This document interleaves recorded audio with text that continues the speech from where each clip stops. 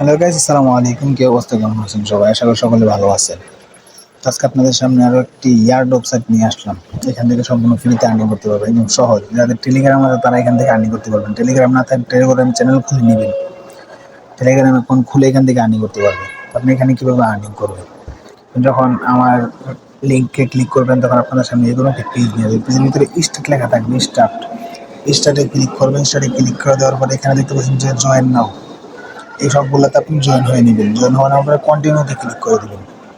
Continue কন্টিনিউতে click করে দেওয়ার পরে এখানে লেখা থাকবে আপনার ডিটেলস।